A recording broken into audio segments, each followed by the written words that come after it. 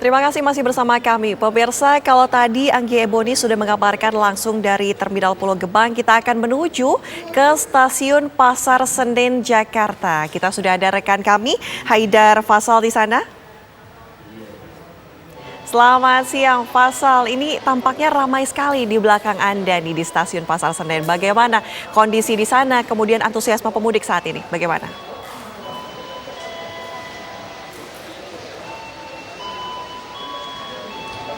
Ya baik, selamat siang Ana dan juga pemirsa. Memang benar sekali bahwa pertanggal hari ini 19 April 2023 di tempat saya mengabarkan di Stasiun Pasar Senen ini terpantau sudah mengalami kepadatan calon penumpang kereta api Indonesia. Memang terlihat antusiasme penumpang ataupun pemudik yang sangat tinggi membuat memang saat ini kelonjakannya sudah terasa sangat signifikan.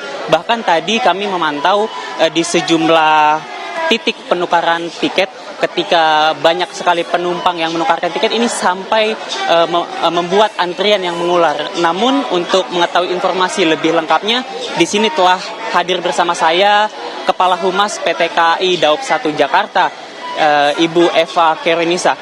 Halo, selamat siang Bu Eva. Mungkin bisa disampaikan bagaimana kemudian antusiasme penumpang di Pasar Senen ini? Ya, jadi memang untuk mudik angkutan Lebaran di 2023 ini cukup tinggi ya antusiasme penumpang. Itu kita lihat juga melalui peningkatan dari volume pengguna jasa yang memilih berangkat menggunakan jasa kereta api jarak jauh, baik itu dari stasiun Pasar Senen dan juga stasiun Gambir. Kalau kita lihat sampai dengan saat ini sekitar 580.000 tiket itu sudah terjual untuk keberangkatan dari Pasar Senen ataupun juga stasiun Gambir.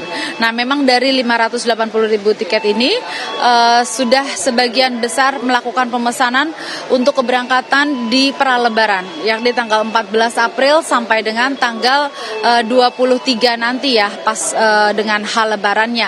Dan untuk yang tertinggi itu memang terjadi puncak dari arus mudik 2023 untuk perjalanan kereta api jarak jauh itu mulai hari ini tanggal 19 April sampai dengan tanggal 21 April. Jadi kalau kita melihat pada kurun waktu 3 hari tersebut dengan ketersediaan tempat duduk yang sama, ini okupansi sudah mencapai 100%. Jadi okupansi dari ketersediaan tempat duduk sudah mencapai 100%, sehingga tadi kami juga melakukan pengecekan untuk penjualan di tiket Go Show itu sudah tidak ada tiket yang tersisa, kecuali nanti ada mungkin pengguna jasa yang telat datang, telat berangkat sehingga tertinggal KA jadi batal seperti itu ya.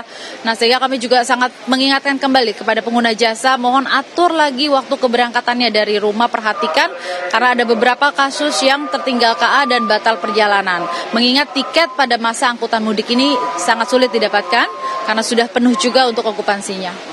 Untuk hari ini sendiri Mbak Eva, ada berapa sih jumlah dari data yang sudah dicatat oleh PT KAI, ada berapa penumpang yang melakukan keberangkatan dari Pasar Senen hari ini? Ya, kalau dari stasiun Pasar Senen, hari ini terdapat sekitar 24.000 pengguna jasa yang berangkat dari area Daob 1 Jakarta Pasar Senen dengan layanan operasional KA sebanyak 32 KA jarak jauh. Nah, total di Daob 1 ada 70 hari ini KA yang berangkat. Nah, jumlah 70 KA per hari yang berangkat di momen libur lebaran angkutan Lebaran 2023 ini lebih banyak jika dibandingkan dengan tahun lalu. Kalau tahun lalu itu hanya sekitar 59 KA, tahun ini perharinya kita berangkatkan sampai dengan 70 KA. Terkait dengan masa angkut Lebaran, kan PT KAI sudah menyediakan 1 juta tiket. Mungkin bisa dikasih penegasan hingga sampai saat ini sudah terjual berapa tiket nih, Mbak? Ya.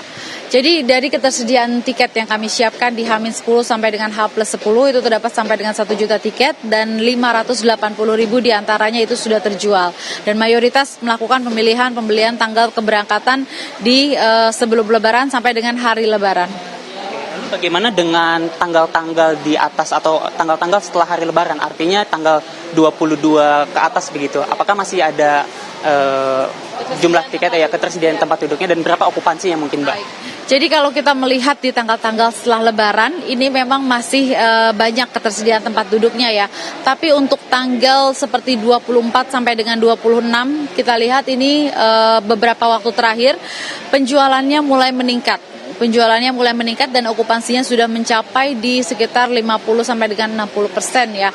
Sehingga mungkin cukup banyak juga, mulai banyak masyarakat yang mungkin tidak mendapatkan tiket sebelum Lebaran, ini memanfaatkan waktunya untuk tetap pulang menggunakan jasa kereta api di momen angkutan Lebaran itu setelah momen Lebarannya, di atas tanggal 23. Karena kalau kita lihat ini penjualan tiket di tanggal 24 sampai dengan 26 ini sudah mulai meningkat.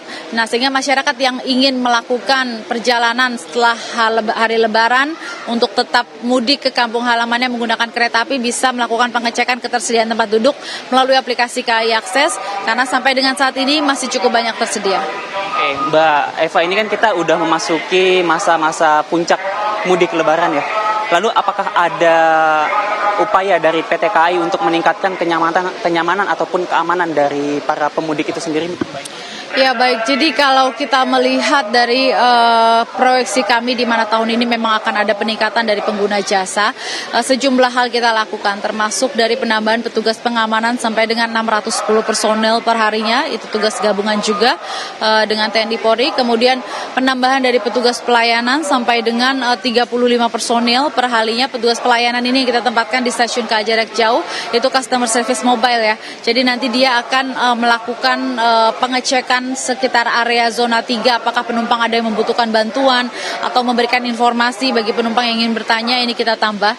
Nah, kemudian kita juga menambah titik area boarding ini yang cukup penting, jadi titik pemeriksaan tiket juga kita tambah agar menghindari terjadinya antrian yang cukup padat pada saat beberapa KA ini akan berangkat berdekatan dan seluruh calon penggunanya ini melakukan boarding bersamaan. Di stasiun Gambir yang sebelumnya untuk boarding itu hanya ada di hall selatan, saat ini di hall utara juga sudah tersedia. Nah, kemudian di stasiun Pasar Senen kita juga menambah sampai dengan tiga titik pemeriksaan tiket tambahan. Dan kemudian juga selain itu untuk kursi tunggu yang cukup penting ya, ini kita tambah juga baik itu di stasiun Pasar Senen ataupun juga di stasiun Gambir. Secara total ketersediaan di stasiun Pasar Senen ini untuk fasilitas kursi tunggu itu mencapai 2.500 kursi. Untuk di stasiun Gambir sendiri mencapai 1.600 kursi ya, seperti itu. Ini tersebar penempatannya tidak hanya di zona 1 tapi juga ada di zona 2 dan zona 3 utamanya, di mana itu area pengantar dan ruang tunggu penumpang.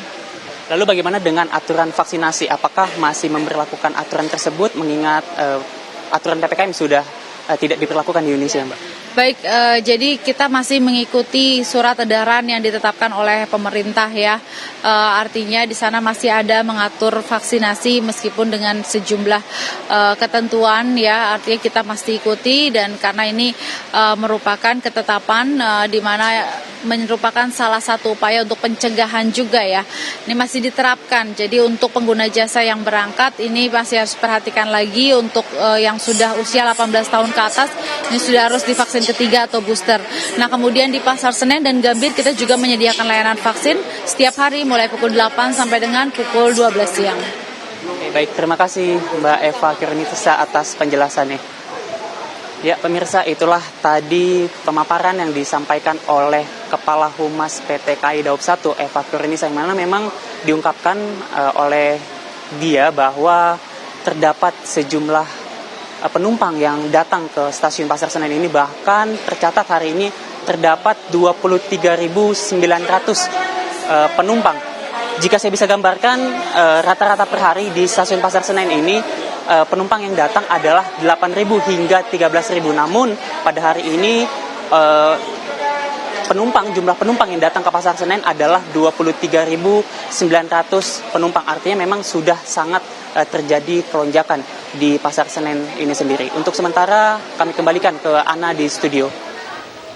Baik, terima kasih laporan langsung dari stasiun Pasar Senen Haidar Faisal. Terima kasih rekan-rekan. Ya, dan pemirsa, Breaking News TV One masih harus jeda terlebih dahulu. Usai jeda, Prima Alvernia akan kembali menemani Anda.